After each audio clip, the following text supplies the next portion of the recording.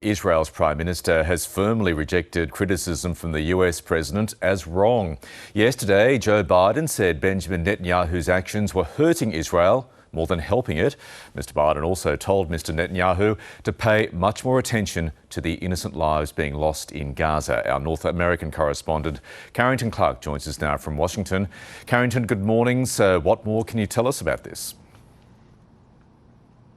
Well, this is just the latest public indication of tension between these two world leaders, although we saw President Biden in his State of the Union address last week say that he is firmly with Israel and remains a steadfast supporter.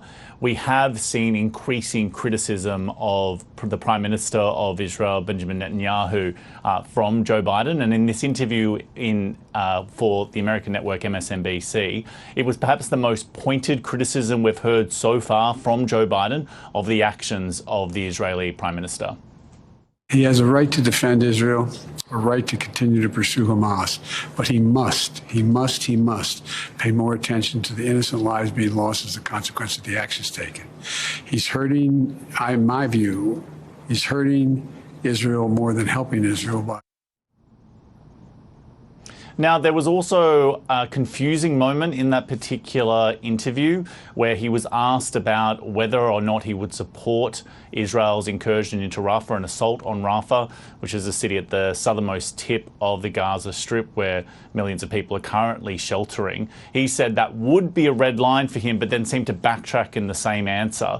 So the Prime Minister of Israel, Benjamin Netanyahu, has been asked in an interview with Politico what he makes of the comments. He's rejected President Biden's criticism of him as wrong, and he says that he retains the support of Israelis and that what he's doing is in the best interests of Israel. Now, this obviously comes amid a dire humanitarian situation in Gaza. We have seen another airdrop of aid from the United States along with Jordan, and we have now seen a ship leave the United States on its way to the Mediterranean with the first equipment to help build that temporary maritime pier that's been promised, which will allow aid to flow directly into Gaza from the sea. However, there has been criticism of this plan.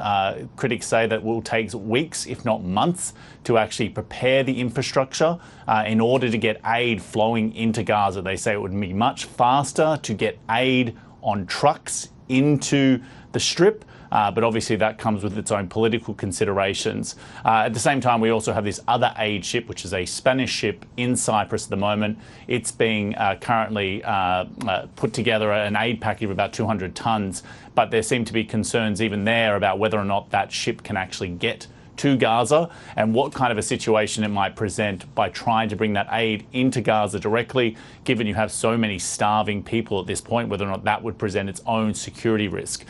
So another sign today of the continuation of this tension between the American president and the Israeli Prime Minister, and we wait to see how this plays out. OK, Carrington Clark in Washington, thank you.